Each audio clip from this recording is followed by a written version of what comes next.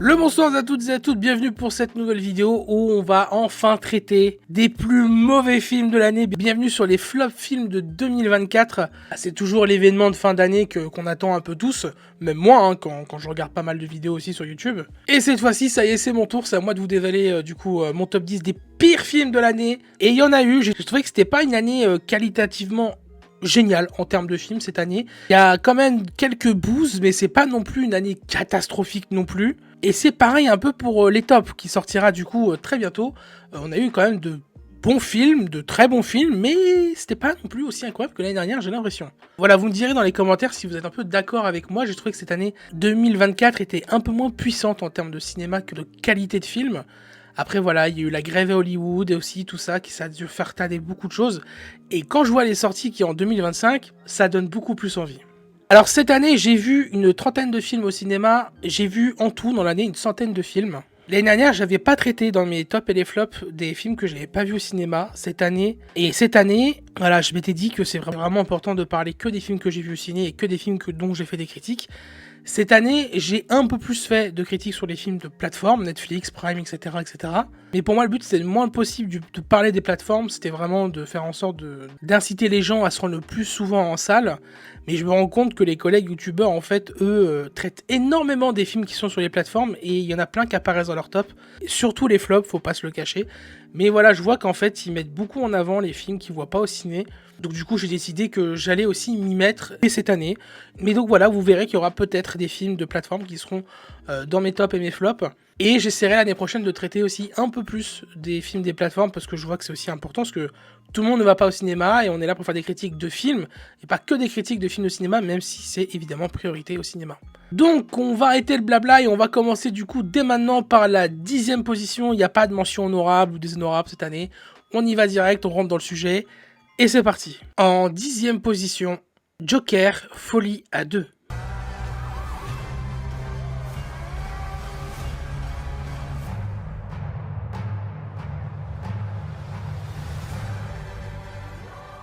Ah bah là je peux dire que c'est sûr qu'il a fait énormément de déçus. Je connais même plein qui sont carrément pas allés le voir du tout et c'est dommage.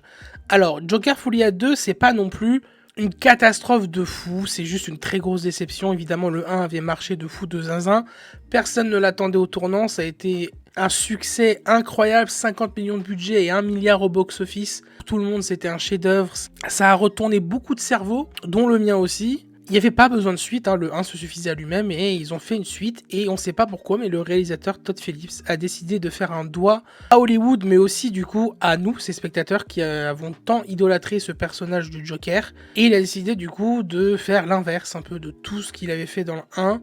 Le côté comédie musicale avec Lady Gaga, il y a des gens qui n'aiment pas mais c'est ce qui fait juste la force du film, c'est les plus belles scènes du film.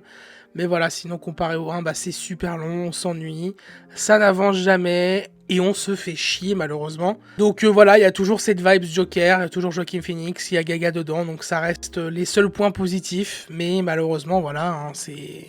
Et donc voilà, malheureusement ça reste une énorme déception, mais je voulais pas le mettre non plus trop bas. Mais voilà, ça a quand même été un gros flop cette année, il fallait quand même qu'il apparaisse dans le top. En 9e position, Loup-garou.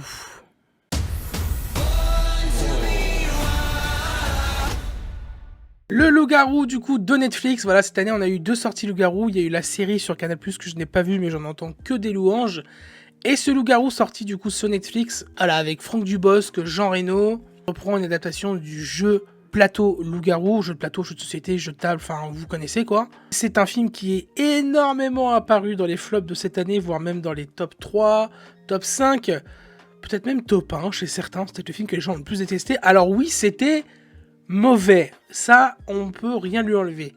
Il a énormément de points négatifs, le film est très maladroit sur plein d'aspects, mais il y a Franck Dubosc, malheureusement pour vous, je suis désolé si c'est pas votre cas, mais moi j'adore Franck Dubosc, il me fait rire depuis que je suis ado. C'est mon côté peut-être un peu con, mais c'est comme ça.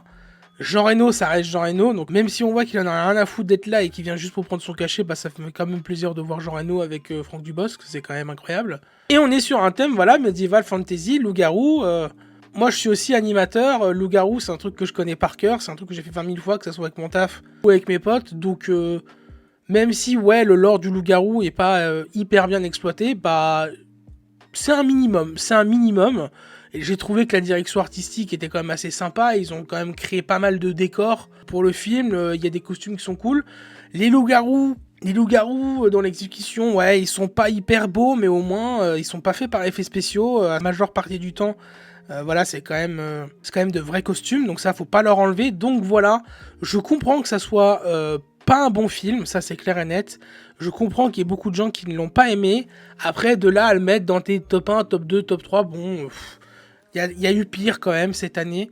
Après voilà, les tops restent subjectifs, donc je peux en vouloir à personne, mais moi en tout cas je le mettrai pas plus bas parce que ça aurait pu être grandiose, mais comme je le disais à la fin de mes critiques sur Letterboxd, les gars, c'est un film français sur Netflix, vous vous attendiez à quoi perso? En 8ème position, Cocorico. Oh putain. Merde. Bon bah encore un film français, bah après je vais pas faire le mec parce que vous verrez que des films français dans les tops il y en a beaucoup aussi. Ça a vraiment été une année pour les films français, voilà, que ce soit pour les tops ou les flops. On sent vraiment que les spectateurs commencent à en avoir marre en fait de ces gros films d'Hollywood. Alors c'est un peu tout ou rien, c'est soit on est à fond dans les suites et on y va en masse, soit les gros blockbusters, on y va plus, surtout les films de super-héros avec cette super-héros fatigue qu'on a en ce moment. Mais voilà, il y a des options qui ne dérogent pas à la règle et on y est pour ce Cocorico. Voilà, le film typique de comédie française qui parle d'origine avec Christian Clavier. Alors, Christian Clavier, personnellement, moi je l'adore. Le film était loin d'être catastrophique, il était loin d'être si mauvais que ça. La preuve, il est qu'en 8ème position. Donc voilà, c'est deux belles familles qui se rencontrent vu que leurs enfants vont se marier et qui font des tests ADN pour découvrir vraiment leur origine. Et le problème de ce film, c'est que la première partie du film, je la trouve excellente parce que ils sont tous là à découvrir un par un leur origine, et puis ça se gueule dessus, puis ça s'embrouille, et puis ça s'insulte, puis ils sont pas d'accord, et patati et patata. Et on a une deuxième partie de film auquel je m'attendais pas du tout, où en fait on les revoit vivre leur vie du quotidien après ces nouvelles.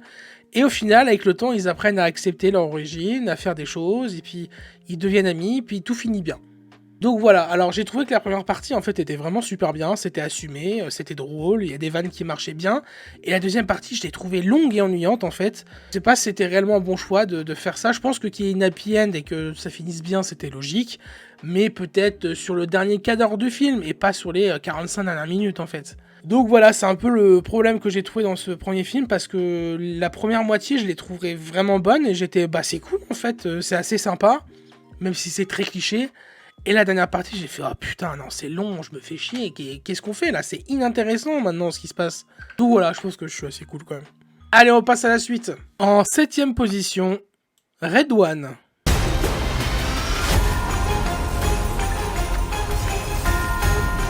Bon alors, Red One, c'est une des dernières critiques que j'ai fait sur la chaîne. Déjà, je comprends pas les bords blancs qu'il y a sur les deux côtés de l'affiche. Je trouve ça extrêmement laid.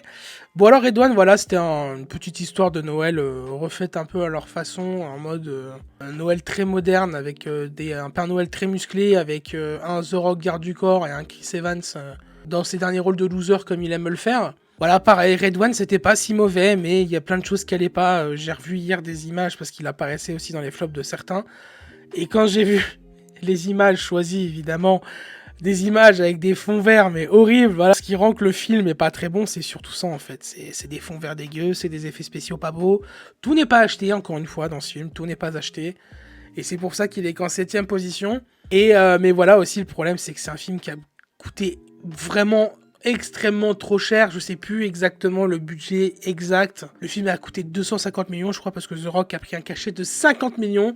C'est un truc de fou. Voilà, un film Prime Video. D'après ce qu'ils disent que ça marche de fou sur leur plateforme. Bah écoute, tant mieux pour eux. Mais voilà, c'était vraiment pas un bon film. C'était pas non plus le pire de l'année. Donc il se retrouve en 7ème position et c'est bien mérité. En 6ème position, Sous la scène.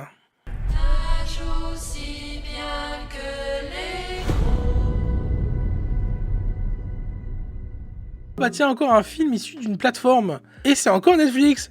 Tiens, comme c'est bizarre. Alors, ne vous inquiétez pas, voilà, c'est le dernier film issu de plateforme que je mettrai. Donc on aura quand même eu 3 dans ce flop de l'année 2024. C'est encore un film français. Alors il faut savoir que j'ai pas regardé énormément de films sur les plateformes aussi. Donc je suis là à baver sur les films français. Mais comme je l'ai dit, on en retrouvera plein des biens dans les tops. Mais ce sous la scène, c'est dommage parce que il y avait quand même du gros potentiel et c'est pour ça que je le mets en 6ème position. Il y en a plein qui l'ont pas aimé, il y en a plein qui l'ont détesté. Voilà, ce fait que du coup, il y a un requin qui se retrouve dans la Seine de Paris et qu'au final, ce soit pas qu'un requin, mais qu'il y en ait énormément, beaucoup, encore plus que prévu. Et voilà, les gens ont beaucoup craché sur le film parce que l'histoire était complètement bidon, parce que c'était moche. Les effets spéciaux étaient ratés, parce que le casting était raté, que les acteurs en avaient rien à foutre d'être là, que ça se jouait mal, etc. etc. J'ai même entendu des trucs complètement cons en disant que celle qui jouait la maire de Paris était insupportable dans son rôle et tout, nanani nanana. Mais c'est son rôle d'être insupportable en fait, donc je trouve que moi elle joue extrêmement bien cette politicienne insupportable. Je trouve que les acteurs font juste le taf, ils prennent leur cachet et c'est tout. Il y a des effets spéciaux qui sont dégueulasses, c'est les deux seuls, c'est vraiment les seuls trucs qu'on peut vraiment dire de très mauvais dans ce film. Et évidemment, l'histoire parfois ne tient vraiment pas debout. Il y a des grosses incohérences et on essaye de mettre en avant certains points comme l'écologie et autres qui sont au final juste survolés et qu'on va vraiment jusqu'au bout du truc. On finit sur une fin, sur un climax complètement absurde. On fait exploser d'anciennes bombes qui sont au fond de la Seine et qui du coup causent un tsunami énorme et incroyable sur tout Paris, où on se retrouve avec des mètres et des mètres d'eau et du coup les requins qui se retrouvent dans tout Paris.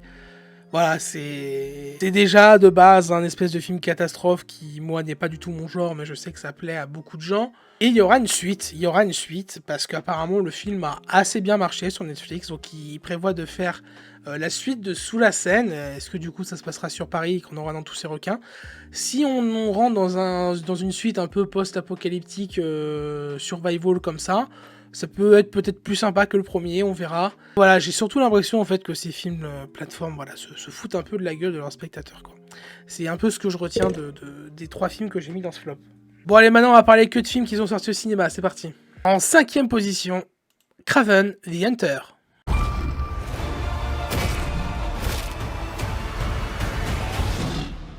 Ah là là, le Sony Universe, qu'est-ce qu'on aime le retrouver. Évidemment, je parle bien que des films live action et pas des films animation, des Spider-Man New Generation et Multiverse qui sont des beautés et des chefs-d'œuvre absolus. Mais voilà, ce Sony Universe est catastrophique. Si vous avez vu d'autres sorties cette année de ce Sony Universe, vous savez que ça va arriver petit à petit. Kraven est dans le top 5, c'est le dernier film que j'ai été voir au cinéma cette année, c'est ma dernière critique qui est dispo sur YouTube. Donc voilà, on reprend l'histoire du coup d'un des méchants de base de Spider-Man qui est ce Kraven, un chasseur. Donc voilà, on développe ici son origin story quand il est plus jeune pendant une bonne demi-heure. Et après, on le retrouve du coup en train de chasser des gangsters et en train de résoudre des problèmes de famille dans son film. Alors, pour beaucoup de gens, j'ai entendu dire que c'était le meilleur des films du Sony Universe. Donc, devant Madame Web, Morbius et la trilogie Venom. Mais il faut que je le redise ici, je l'avais dit aussi pendant ma critique de Venom et je le redis aussi. Je pense que certains ont oublié le traitement qu'ils avaient accordé à Venom 1. Oui, il y a des gens qui disaient que c'était pas un bon film, que c'était mauvais, mais que ça restait quand même ok. Et quand on le regarde encore aujourd'hui, Venom 1, c'était pas si nul que ça. Et je maintiens que Venom 1 était quand même un minimum sympathique. Voilà, de découvrir Tom Hardy, ce duo qu'il a formé un peu avec Venom, est loin d'être si mauvais. Le 2 était d'une catastrophe son nom. Le 3, on en reparlera un petit peu plus tard, vous verrez. Madame Web, bon... C'était aussi horrible, mais on en reparle tout à l'heure. Et Morbius, bon, Jared Leto s'en sortait un minimum dans ce truc-là. Ils ont essayé de faire un petit lore de vampire qui est... je vais pas dire qu'on va sauver ce truc-là, mais il y avait une ou deux idées qui étaient acceptables. Et Kraven, déjà Aaron Taylor Johnson, déjà de 1, même s'il est un peu en survolage dans le film. Le rôle de son père, tenu par Russell Crowe, est aussi excellent. Les autres personnages sont balèques as fuck, mais on essaye un minimum de développer ce petit lore autour de Kraven, qui a du coup ses pouvoirs d'échanger, de vivre en harmonie avec les animaux, avec la nature.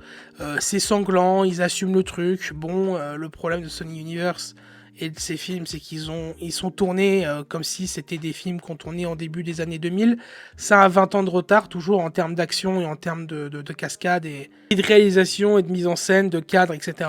Là, il y a vraiment pas tout qui est acheté dans Kraven. Je le mets en top 5 parce que ça reste quand même du Sony Universe et il faut que ça soit dans la moitié des pires films de l'année, mais on va dire que c'est celui qu'on sauve parmi les pires. Et on retrouvera les pires après. En 4e position, Moi moche et méchant 4.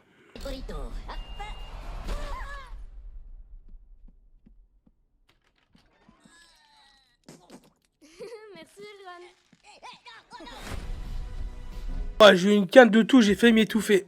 Désolé si ma voix est un peu cassée là. Alors, Moi moche et méchant 4, oh, c'était vraiment pas bien. J'ai vraiment pas aimé, voilà, on est sur des tops subjectifs. Je sais pas pour la plupart des gens, je crois qu'il n'est pas apparu dans les top 10, il me semble. Mais moi, j'ai vraiment pas aimé, je me suis fait chier. L'histoire était nulle, je sais même plus de quoi ça parlait, ça m'a pas marqué du tout. Je me souviens que j'ai dû rigoler 1 ou 2 fois. Et comment c'est possible de ne pas rire quand tu as cette force d'avoir les mignons qui sont tellement hilarants d'habitude. Là, leur utilisation... Ah si, je m'en souviens. Groot a son bébé, il doit se cacher d'un méchant. Le méchant veut lui kidnapper son bébé, ça y est, ça me revient. Et ils font des mignons, des espèces de super-héros ratés, nuls.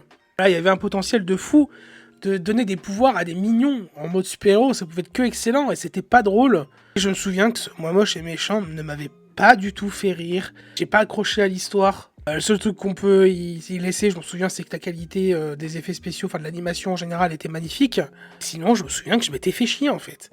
Je m'étais vraiment fait chier, je m'étais ennuyé. Et c'est la raison principale qui fait que ce Moi moche et méchant 4 finit 4e des flops de l'année pour moi. En 3e position, Madame Web. Non!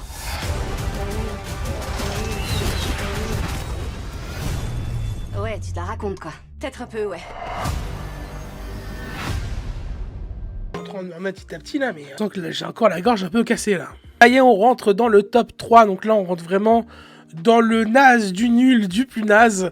Les autres étaient bien mauvais, mais alors là on rentre dans le catastrophique, on n'a plus rien à sauver de ces films. Où on retrouve cette origin story qui parle de, je sais même plus son nom à elle, on va dire de Dakota Johnson, hein, de l'actrice qui a des pouvoirs de vision, et qui va décider de sauver 3 filles qui doivent se faire tuer par un espèce de Spider-Man un peu chelou. Dommage, hein, interprété par Tahar Rahim.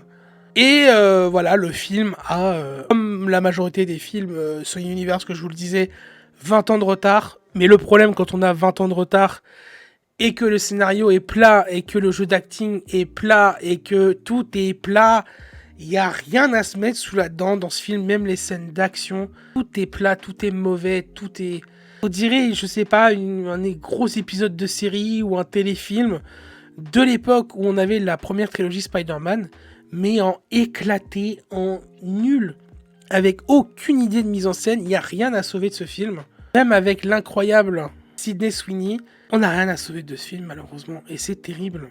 Le seul truc que je me souviens de ce film, c'était les premières scènes, parler justement de certaines araignées. Ça allait dans la jungle et tout, voilà, il y avait une intro qui te donnait envie, mais après, t'avais qu'une seule envie, c'était que la séance se finisse.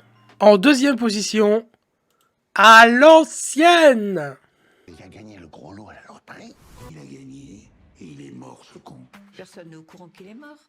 On va se le faire. À l'ancienne. Bon, alors pour ceux qui ont vu le film, vous savez pourquoi je l'ai dit comme ça, à l'ancienne. Sinon, je vous laisse aller découvrir soit le film... Non, je vous le conseille pas. Je vous laisse aller découvrir ma critique et où j'explique pourquoi. Je vous conseille même pas d'aller voir le film parce que c'est un non. Et quel dommage! Vous le voyez, c'est marqué en haut, une île, 40 habitants, 2 escrocs. Voilà, ils retrouvent malheureusement une personne vivant sur leur île qui est morte avec un ticket de loto gagnant dans leurs mains. Ils décident de se faire passer du coup pour cette personne morte pour empocher l'argent. Voilà, sur le papier, ça avait l'air d'être un scénario adaptable, film français d'humour qu'on a une fois par mois qui sort tous les ans. Avec Gérard Darmon, avec Didier Bourdon, Chantal Lobby, donc je me suis dit, ça peut être que bien, c'est 3 acteurs que j'aime beaucoup, surtout Gérard Darmon, donc je me suis dit, mais let's go, je fonce voir ça. Et au début, c'était ok, mais sans plus, j'étais bon, ok, en 15-20 minutes, on a déjà montré un peu tout ce qu'il y avait dans la bande-annonce. Et après, le film continuait, et puis c'était cringerie sur cringerie, c'était plus drôle, les vannes ne marchaient plus, c'était même malaisant, et c'était même horrible, dans le sens où ce qu'il faisait, c'était vraiment pas bien. Carrément, ça tue un des personnages totalement gratuitement comme ça, et on s'en fout, et on passe à autre chose. Et limite, ça rigole de tout ça et tout, donc je trouvais ça un peu limite. En fait, avec le recul, si je le mets en 2e position, c'est parce que il y avait tout pour que ça soit un film correct, Et ça a été une déception catastrophique où je suis sorti de la salle et je me suis dit mais qu'est-ce que c'était lourd comme film en fait. Essayer de faire passer des messages d'amitié, mais au final derrière, ça se fout de la gueule d'un gars qui meurt et tout. Enfin, mais non mais les gars, vous faites passer quoi comme message en fait là? Donc en fait le message du film à la fin c'est on se fait passer pour un gars mort, on maltraite son cadavre, on va jusqu'au bout du truc, toute l'île se fait passer du coup pour des cons aussi. Un mec dans l'île qui veut les dénoncer, même si c'est un con, c'est la justice qui veut faire. Il meurt, scène d'après, tout le monde est heureux, tout le monde est content, ils ont gagné leur thune, nanani, nanana, mais... Oh là là, c'est grave là quand même. Et ce truc dans tous les films français de devoir dire le titre du film dans une des phrases, dans les dialogues, dans le film, j'en peux plus de ce truc-là. Alors quand c'est bien amené, bah ok, oui, ça passe. Mais là, et c'est pour ça que j'ai dit comme ça dans l'intro, mais quand il le répète 5-6 fois dans le film, et on va faire ça à l'ancienne. Et puis t'inquiète, hein, on fait ça à l'ancienne. Oh là là, la lourdeur. Horrible, horrible. Donc voilà, là c'était plus qu'une déception. Après avoir vu ce film, je me suis vraiment dit, et c'est la première fois que je le dis, et je suis pas du tout comme ça avec le cinéma. Je pourrais payer, je sais pas combien pour aller au ciné, parce que j'adore être là-bas. C'est un souci pour certains, mais le cinéma n'est pas cher. Mais pour une fois, alors qu'en plus moi j'ai une carte, donc je paye encore moins cher, j'ai vraiment l'impression qu'on m'avait volé de l'argent. Même si c'était que 5 balles, hein, j'ai vraiment l'impression qu'on m'avait volé cet argent. 30 habitants, 2 escrocs, voilà, c'est ces 2 escrocs en fait qui m'ont volé l'argent de ce film, c'est terrible. Mon Dieu que c'était nul. Il m'a fallait bien qu'il y ait un film de comédie française dans le top 3, ça, j'ai l'impression qu'on n'y échappera jamais. En première position, Venom 3, The Last Dance. Eddie, ma ruche, elle nous a trouvés. Et ça y est, on y est enfin à cette place tant attendue du pire film de l'année pour moi en 2024. C'est ce Venom 3, la fin de cette trilogie. Venom, The Last Dance, la dernière danse. C'était horrible. Donc on est sur le dernier film de cette trilogie Venom du coup, où il n'y a rien qui va. Voilà, c'est Venom et Tom Hardy qui sont obligés de fuir. Ils sont pourchassés par l'armée américaine et aussi par des monstres venus de leur planète envoyés par l'ancien dieu de la planète de Venom ou j'en sais rien. Et dans ce film, il y a tout qui est catastrophique. Même notre si beau et si grand Tom Hardy, il n'y a rien à sauver de lui dans le film. Il n'y a qu'une scène qui a attiré de ce film, c'est un moment où on le voit habillé en costard, en mode James Bond. C'est là que tu te dis putain, pourquoi il est parti dans Venom, il aurait pas pu être notre futur James Bond. Mais sinon le reste... Non mais là ça va vraiment plus. Ça va vraiment plus. Tous les personnages, on n'en a rien à cogner. Tous. Que ce soit la petite famille, que ce soit ceux de l'armée américaine, que ce soit les scientifiques, que ce soit les autres symbiotes aussi. Le scénario, c'est incompréhensible, des incohérences de fou, des raccourcis de malade. Même dans le montage, des fois c'est surcuté, des fois ça l'est pas, tu comprends pas. Les dialogues sont d'une nullité sans nom. Et c'est drôle, mais drôle de cringitude. Je me souviens de la personne avec qui on y a été, je m'en souviendrai toute ma vie. On se regardait et on explosait de rire parce que c'était une malaisance terrible. Alors, oui, comme les autres, ça a peut-être pas 20 ans de retard, mais au moins 10 ou 15 dans sa mise en scène et dans sa réalisation. Et c'est la première fois, je vous jure que c'est vrai, je le dis dans ma critique, je vous laisserai aller le voir. C'est la première fois que je sens vraiment qu'un film se fout de ma gueule. C'est fou, je vois plein de critiques YouTube dire ouais le film se fout de votre gueule, le film se fout de notre gueule, faut arrêter nanana, et à chaque fois je me dis ouais faut arrêter de dire carrément qu'il y a des films qui se foutent de notre gueule, juste que t'as pas aimé et basta tu vois. Et bah ça y est, j'ai enfin ressenti ça une fois dans ma vie où je suis sorti du film et j'ai l'impression qu'en fait le seul truc que faisait ce film c'était nous faire un gros fuck. Tellement il n'y a rien à sauver du film, tellement tout est illogique, il n'y a rien à sauver du tout. Je ne comprends pas comment ce film peut exister. Déjà, je m'étais dit, ils peuvent pas faire pire que le 2. Ils l'ont fait. Si, en fait, ils l'ont fait. Parce qu'au final, le 2, tu dis, il y a rien qui va, mais tu dis, bon, il y a au moins Woody Harrelson qui joue Carnage. C'est tout. C'est les deux seuls trucs qu'on peut faire en sorte qu'il y ait de mieux que dans Venom 3. C'est tout. Apparemment, ce serait fini pour ce Sony Universe Apparemment, ils vont continuer à faire des films autour de cet univers Spider-Man et ils ont raison, ils ont les droits, donc autant qu'ils le fassent, mais fassent des choses bien. Je pense que là, ils ont compris la leçon, Sony. Quand on voit ce qu'ils sont en train de nous faire du côté des films d'animation chez Sony, là, avec les Spider-Verse, et que d'un autre côté, en live action, ils nous font ça, je pense qu'ils ont bien capté. Le seul truc sur lequel ils ont vraiment continué, c'est parce que les Venom, ça marche énormément en Chine et qu'ils gagnent de l'argent grâce à ça. Mais les 3 autres, c'était tellement des flops monumentales. Il faut qu'ils revoient leur façon de faire et qu'ils reviennent avec cet univers Spider-Man où ils ont les droits. Et ils lâcheront pas les droits parce que quand ils vont prêter le Spider-Man de Tom Holland au MCU, ils sont aussi un très bon cachet. Voilà, qu'ils fassent autre chose. Ils vont arrêter ce délire là autour des super vilains des Spider-Man. Et dommage, il y avait un truc sympa à traiter. Hein. Ils voulaient faire Sinister Six et tout. Mais voilà, ils ont tout raté, ils ont tout planté. Donc à eux de bien réfléchir et à eux de trouver une solution pour continuer à créer des films dans cet univers Spider-Man. Mais de ne plus nous faire des dos pareils parce que là, c'est vraiment plus possible. Mais heureusement, merci, c'est fini ce Sony Universe. Comme je le disais dans ma critique de Craven, des os, pas des os, mais au revoir Sony Universe, tu ne vas pas nous manquer. Voilà, c'est fini. C'est la fin de ce flop des films de 2024. J'espère que ça vous aura plu. Ça reste mon flop subjectif évidemment. Dites-moi dans les commentaires si vous comprenez les places de ce film. Vous, est-ce qu'il y en a certains que vous aurez un peu bougé de place? Est-ce que vous êtes d'accord? Quel est votre top 10 à vous? Ou au moins votre top 5, voire même votre top 3? N'hésitez pas à me dire les films que vous n'avez pas appréciés cette année. Partagez-moi ça dans les commentaires. Ça me ferait super plaisir de voir vos tops à vous. Ça m'intéresse et ça m'intrigue énormément. J'ai déjà vu la plupart des collègues youtubeurs. Et il y a des fois je suis d'accord et des fois non. En sachant que malheureusement, j'ai vraiment pas pu voir tout ce que j'avais envie de voir cette année. Donc peut-être qu'il y aurait pu avoir d'autres films dans ce top, mais j'ai pas pu voir tout ce qu'il fallait. Bon, en tout cas, j'espère que tout ça, ça vous a plu. Je vous invite évidemment à liker la vidéo, à vous abonner, surtout si c'est pas déjà fait. Je vous invite évidemment à me suivre sur tous les réseaux sociaux. Tout est en bas à gauche. On se retrouve du coup très très vite, dans moins de quelques jours, pour la vidéo tant attendue. Les meilleurs films de 2024, les top films 2024. Allez, c'est double ciao!